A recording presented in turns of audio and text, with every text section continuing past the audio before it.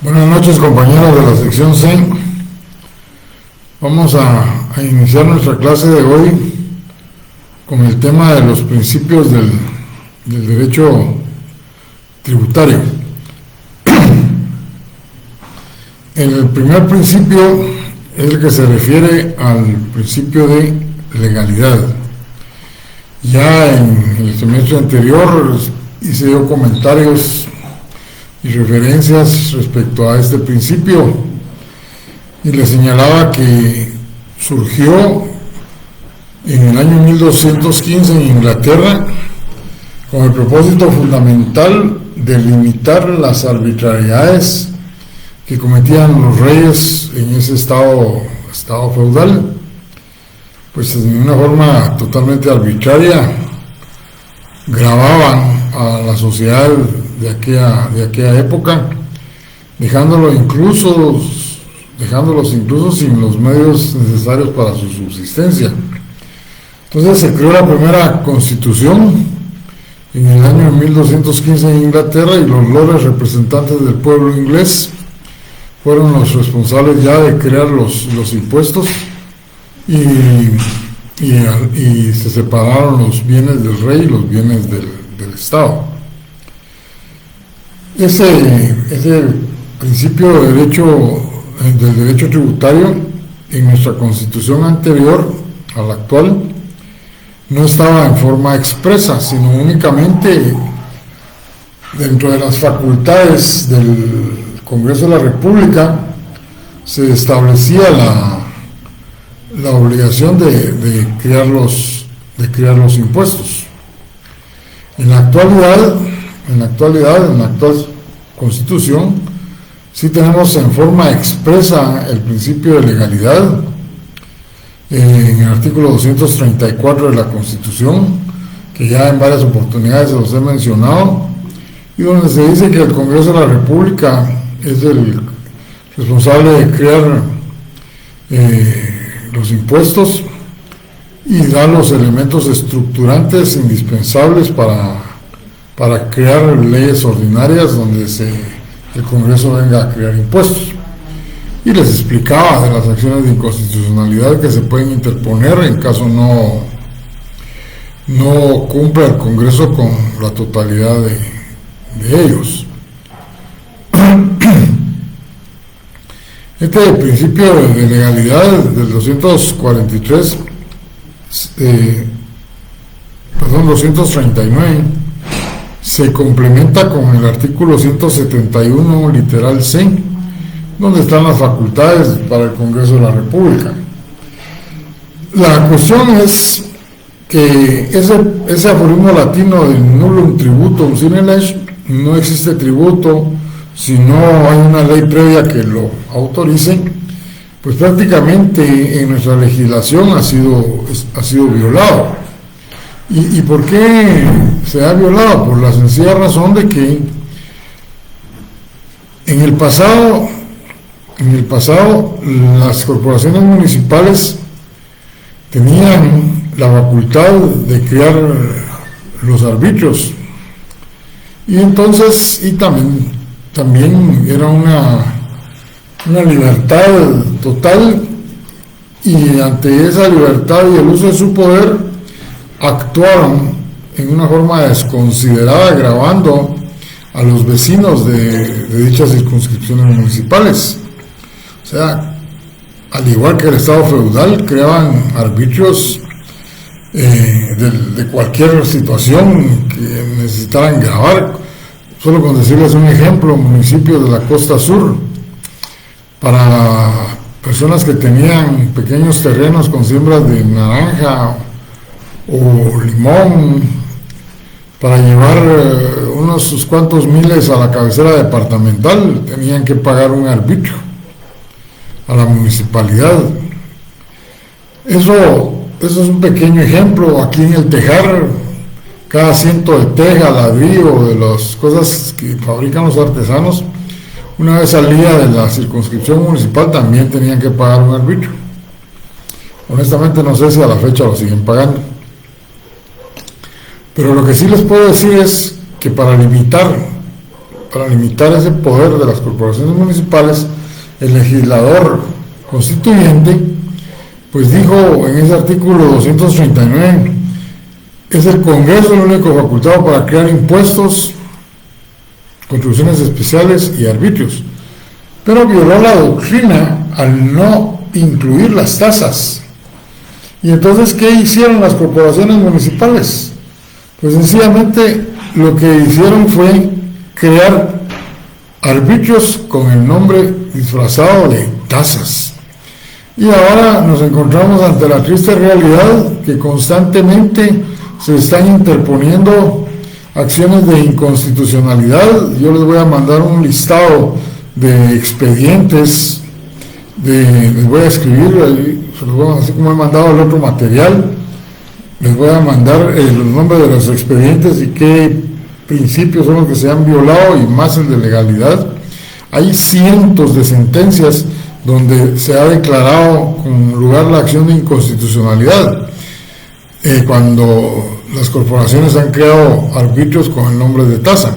El problema es que las acciones de inconstitucionalidad se han planteado por parte de sectores que tienen el poder económico, tienen la facultad de poder disponer de determinado dinero para pagarle a un abogado y que interponga esa acción. Pero ¿qué pasa con todos aquellos sectores que se ven afectados con la creación de esos arbitrios con el nombre de tasa, pero que son pagos obligatorios automáticamente y que no tienen los dineros para poder contratar a un abogado?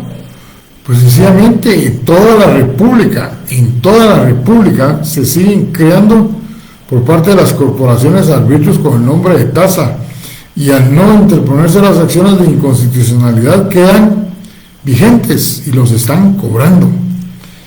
Yo les decía, era un bonito tema para hacer una tesis, para los que quieran o estén interesados.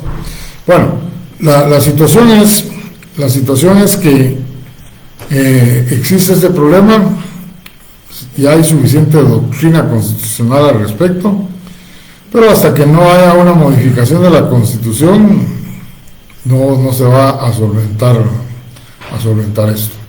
Y por eso les decía yo, hay una violación.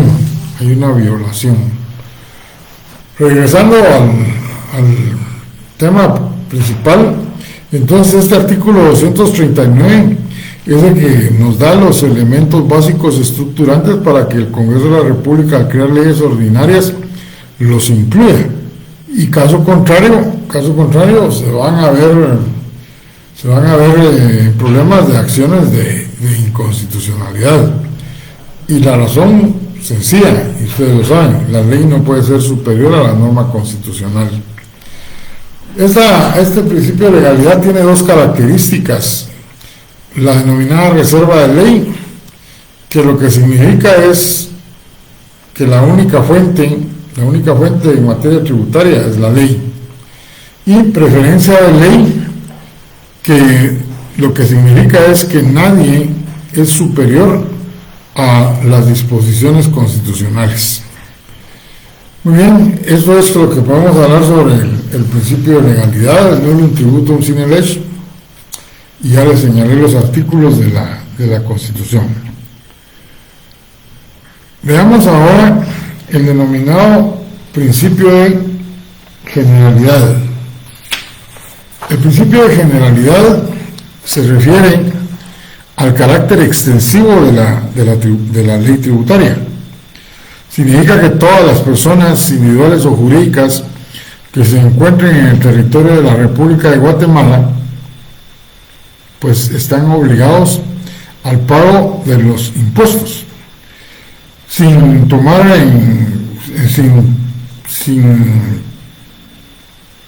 en consideración categoría social, sexo, nacionalidad, edad o estructura. En el caso de las sociedades, por ejemplo, una sociedad colectiva, una sociedad anónima, todos deben ser sometidos a la ley tributaria. Por eso dice la generalidad, se refiere al carácter extensivo de la norma. obligando a todos los que están en el territorio de la República. Pero esa obligación solo va a nacer en el momento en que cada uno de los sujetos esté inmerso dentro del hecho generador que contiene la norma. Mientras él no cumpla con la condición que establece la ley tributaria, pues no le va a surgir la obligatoriedad, pero desde el momento en que él ya está inmerso dentro de esa condición, ese hecho generador, pues automáticamente le surge la obligación del pago del impuesto. Un ejemplo, el día de hoy, uno de los compañeros compra un inmueble. Ese inmueble está sujeto al pago del IUCI, Impuesto Único sobre Inmuebles.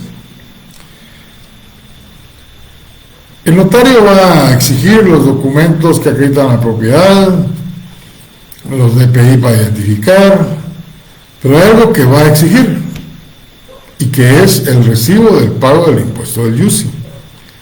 Entonces el vendedor va a entregarle al notario el recibo del pago del último trimestre.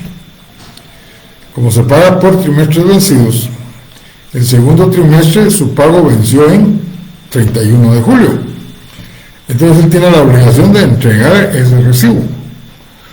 Y a la vez, pues, un desplegado del catastro municipal para ver el precio con que está registrado. Ahora bien, ¿qué es lo que nace en ese momento en que este compañero está firmando la escritura de compraventa? Pues ahí prácticamente se está cumpliendo la generalidad, el principio de generalidad. Dice, no importa la estructura, la individual, jurídica, o dentro de las jurídicas, las distintas clases que hay, automáticamente él está dentro del hecho general porque se ha convertido en un propietario, y el IUCI grava a todos los propietarios de bienes inmuebles, a los poseedores y a los usufructuarios de bienes del Estado.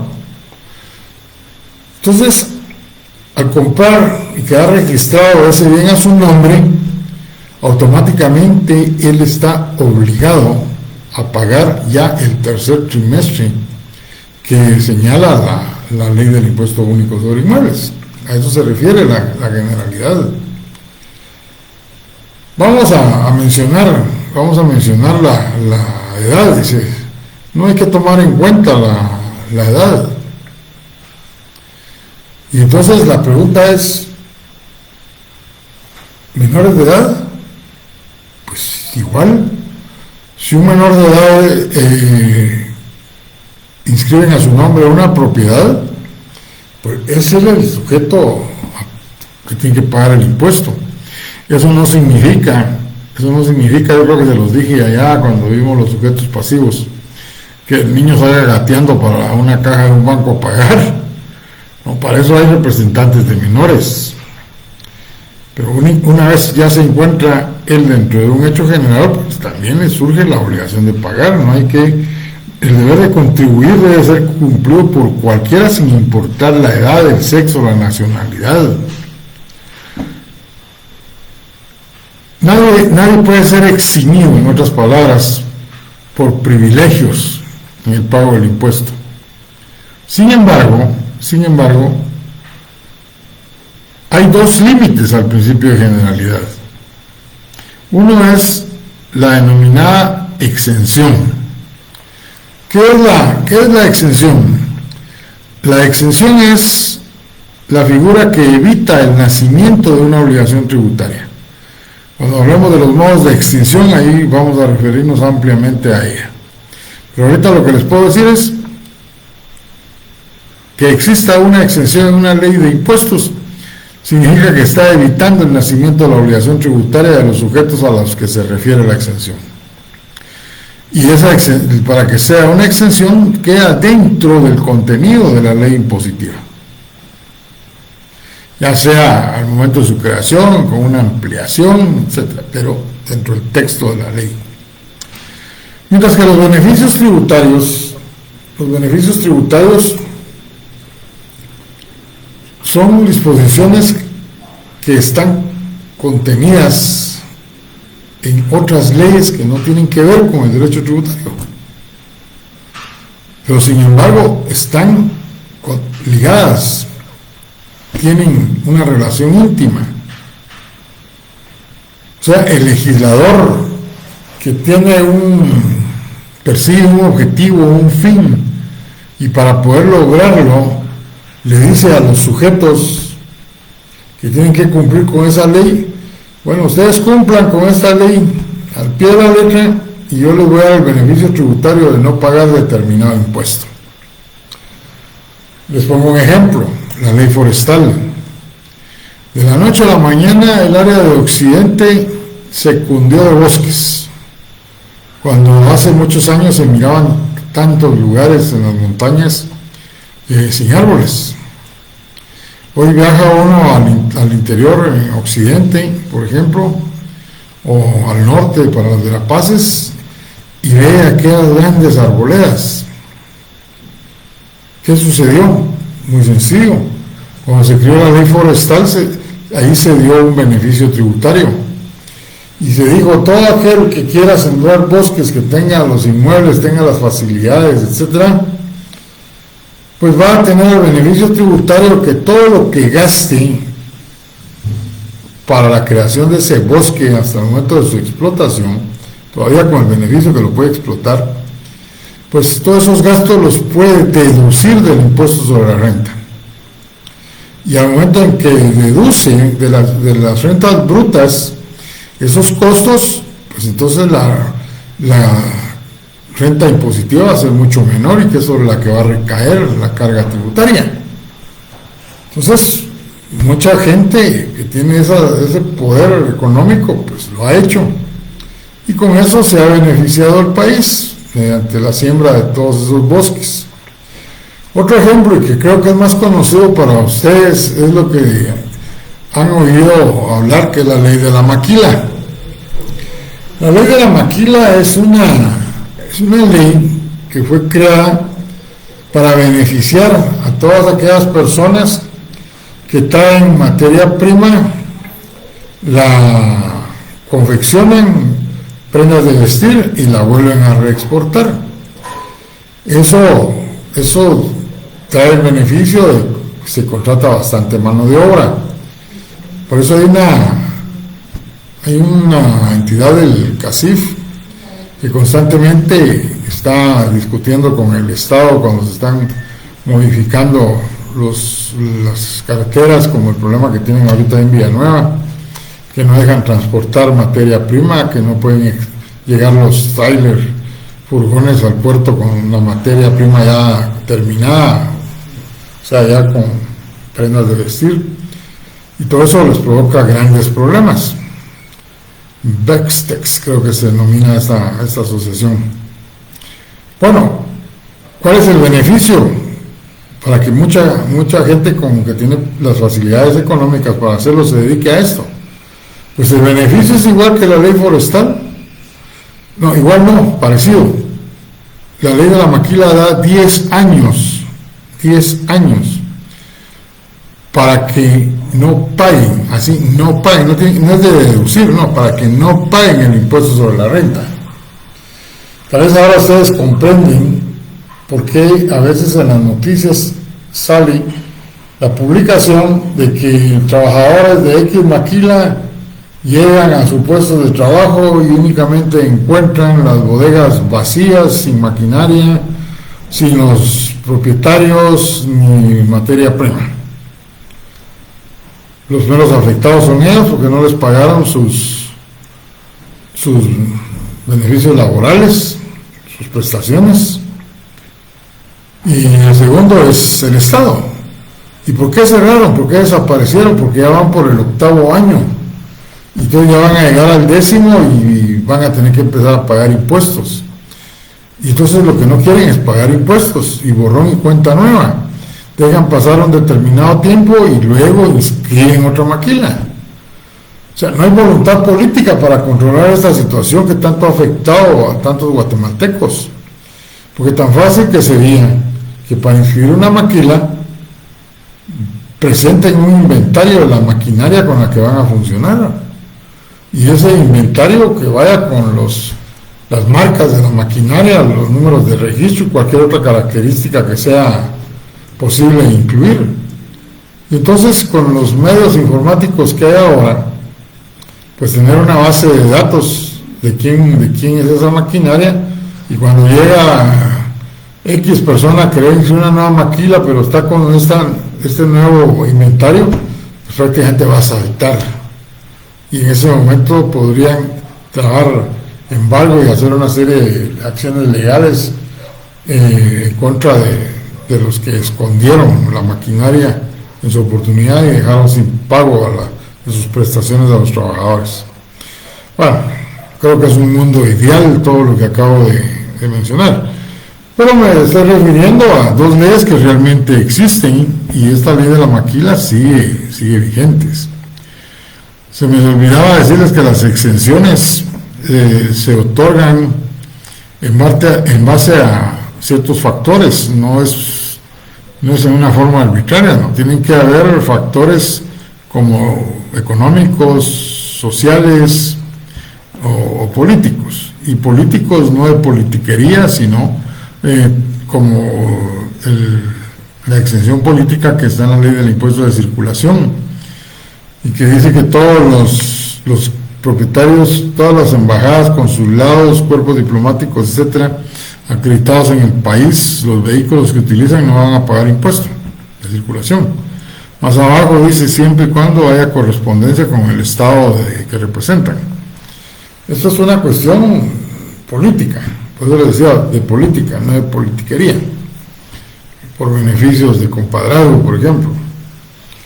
Bien, esto es lo que podemos hablar del principio de legalidad, del nullum tributum sine lege. No existe tributo sin ley previa que lo autorice.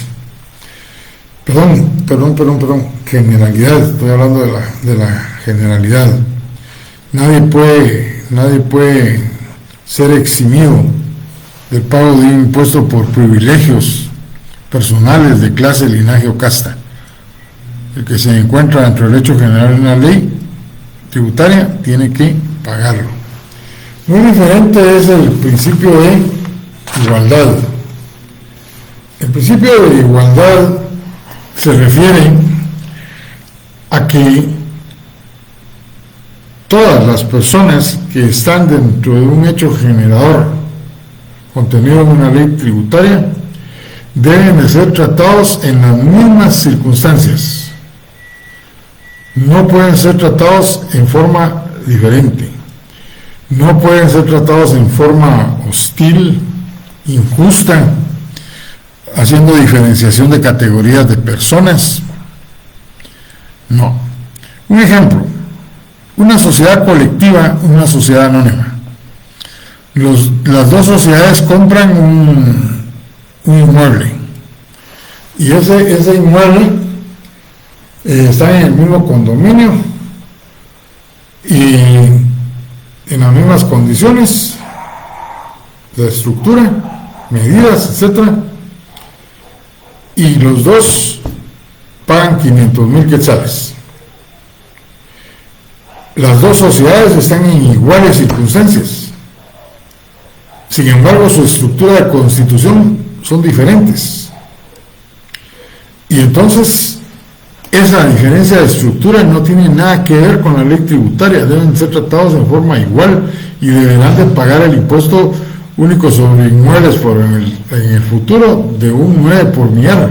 Y en el momento de la compraventa, si se lo están comprando a la inmobiliaria que lo pone por primera vez a la venta, tendrá que pagar un IVA. ¿Por qué?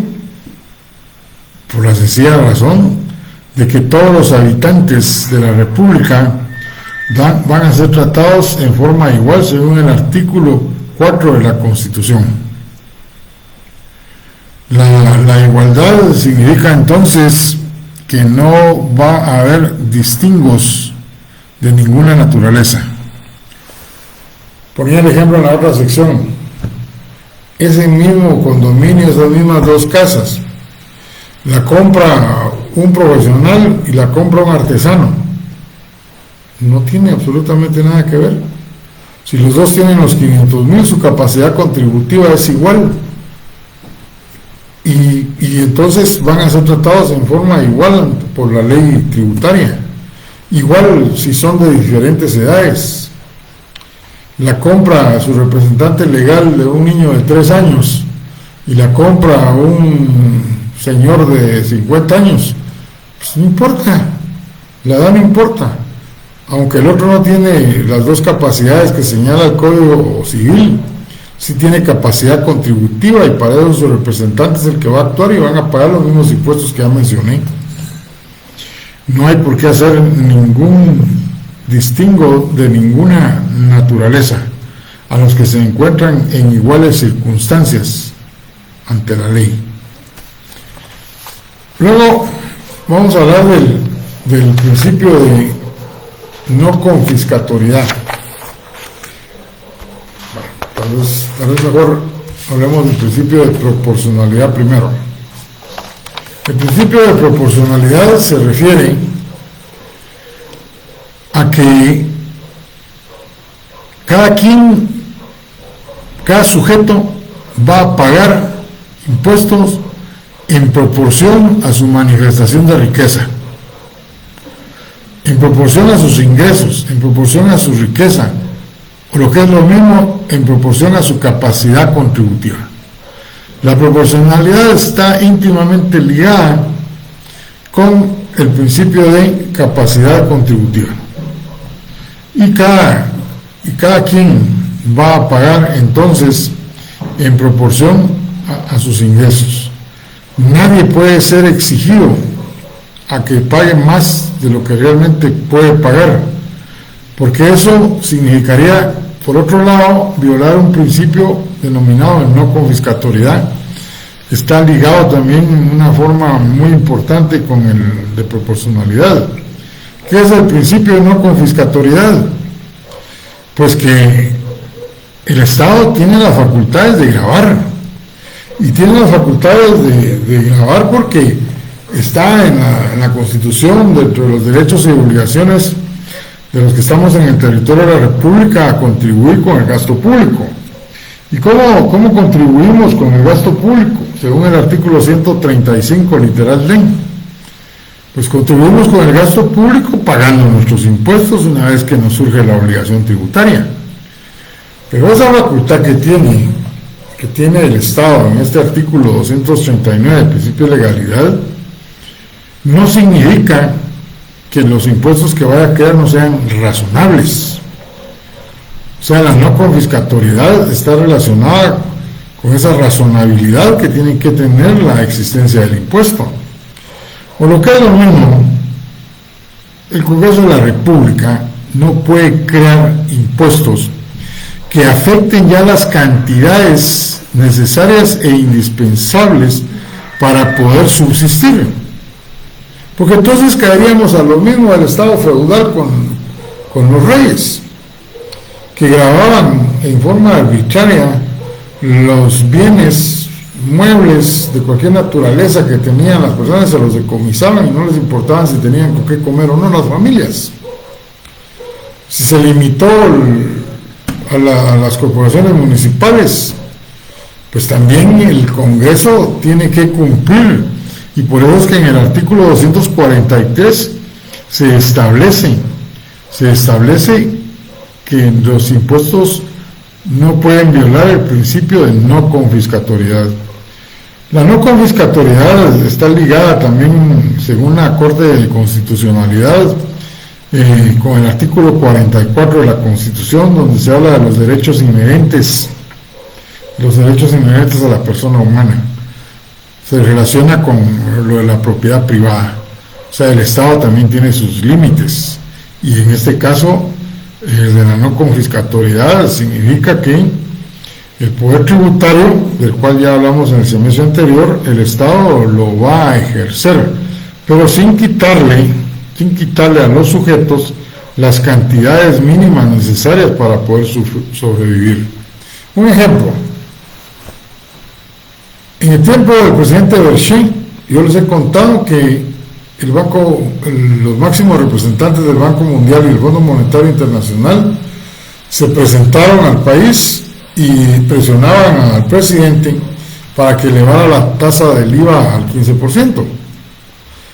Él en su campaña para presidente siempre dijo que los impuestos no los iba a cambiar ni iba a crear nuevos. Y se sostuvo, a pesar de las presiones que tuvo, en no modificar las tasas impositivas ni a crear nuevos impuestos. Lo que sí hizo fue dejar preparada para el siguiente gobierno una ley que cerraba las puertas al chorro de la evasión tributaria. Y esa ley ha funcionado. Y funcionó en su momento, por ejemplo, con la creación de las imprentas fiscales, la bancarización que todavía existe, esa disposición legal, pero no accedió. Pero trasladémonos a estos tiempos actuales. ¿Qué sucedería? Que este Congreso, en común acuerdo con el Ejecutivo, presentara al Ejecutivo una modificación a la ley del IVA, elevando la tasa impositiva al 15%. Sencillamente sería un impuesto confiscatorio. Y les digo razones. La inflación que se generó por la pandemia no ha sido totalmente controlada. Si no, vean los precios de la canasta básica. El Banco de Guatemala sigue modificando la tasa de interés para el sistema bancario, tratando de frenar la inflación. Factores externos que influyen sobre los precios de la gasolina, el diésel, también son factores que inciden en los ingresos de las personas. Y por último, se habló de un aumento al salario mínimo, pero que no está en correspondencia con la realidad de consumo de la población. Por eso es que subir la tasa del IVA al 15%, y que es algo que está ahí latente, pues significaría crear un impuesto confiscatorio, porque estaría dejando a la mayoría de los guatemaltecos, porque ahí sí queda la mayoría de los guatemaltecos, sin los medios, los recursos mínimos para poder subsistir. Entonces, a eso se refiere la proporcionalidad y la no confiscatoriedad. Están en el artículo 239 de la Constitución, y lean el 44, también el referente a la propiedad privada. Ya nos referimos al principio de legalidad, generalidad, igualdad, proporcionalidad, no confiscatoriedad. Hablemos ahora del principio de capacidad contributiva. El principio de capacidad contributiva es un principio relacionado mucho con la cuestión económica, porque tiene que ver con los dineros que posea cada sujeto pasivo. En una oportunidad le preguntan a alguien, bueno, pero para usted, ¿qué es la capacidad contributiva? Pues para mí lo que significa es que paga más impuestos el que más tiene y menos impuestos el que menos tiene. Ese día resumió el impuesto de capacidad contributiva. Porque este principio que se aplica principalmente a los impuestos directos, no hacia los indirectos, pues es un principio que tiene que ver con la condición económica de los sujetos. Y entonces dice, para que se dé el principio de capacidad contributiva, se debe de garantizar con él la justicia del impuesto y su razonabilidad, lo que hablábamos en la proporcionalidad. Un impuesto va a ser justo cuando realmente grava a las personas en atención a su situación económica. Pero si la proporción que los está gravando es superior a su capacidad de pago, entonces el impuesto no es justo. Tiene que haber una razonabilidad, una proporción correcta, justa, con las tasas impositivas. Y por eso es que en el ejemplo de la ley del UCI, dice, los propietarios de inmuebles que estén valorados hasta 20,000 van a pagar un 2 por millar. Pero si son propietarios de bienes que están entre 2,001 y 50,000, bueno, ya tienen mayor capacidad económica, van a pagar el 6 por millar. Y de 50,001 en adelante, 1 millón, 2 millones, 5 millones, pues van a pagar el 9 por millar. Su condición económica es excelente. Y el impuesto sobre la renta, las tasas impositivas se aplican en relación a los ingresos o a los salarios que tiene cada personaje, cada trabajador. Las empresas que están en otro régimen, porque hay varios regímenes en la ley del impuesto sobre la renta, pues sencillamente van a pagar en relación a sus ganancias.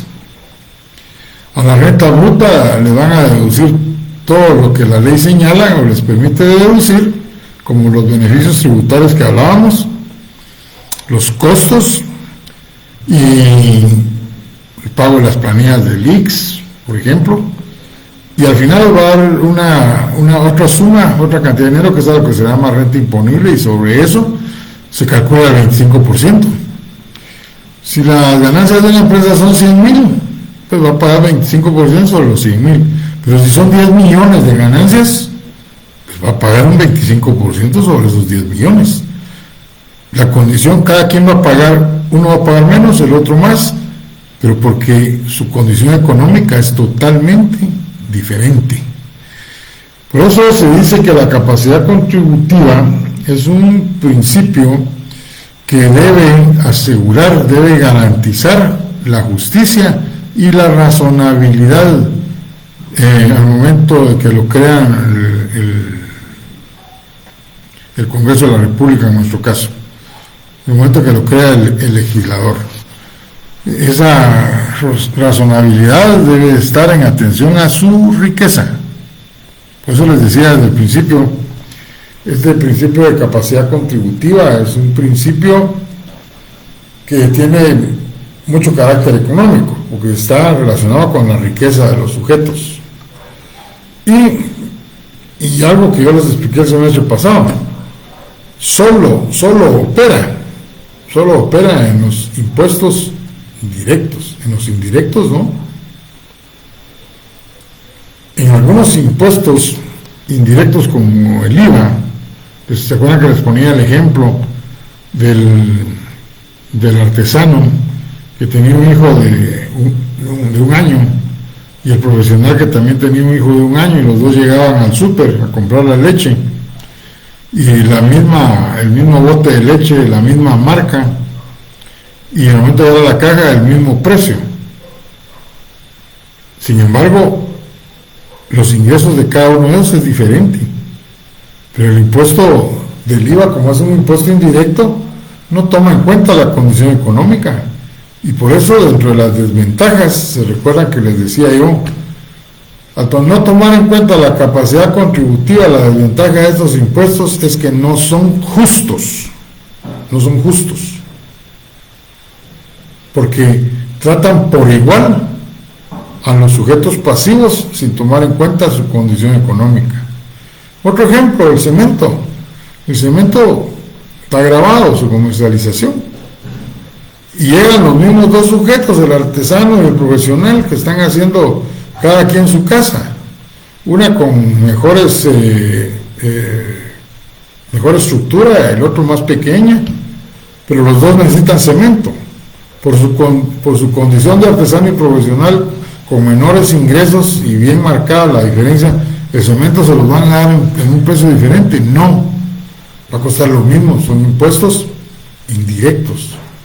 Ahí no opera, ahí no se da ni la justicia ni la razonabilidad del impuesto. Bueno, nos vamos a quedar aquí. necesito un tiempecito para preparar el examen de los compañeros que a las 20:30 se van a someter a la primera retrasada de Derecho Financiero.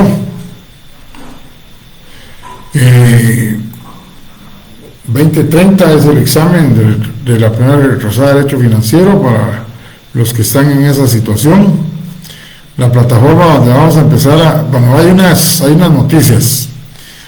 El material lo voy a repartir siempre en este mismo canal Facebook.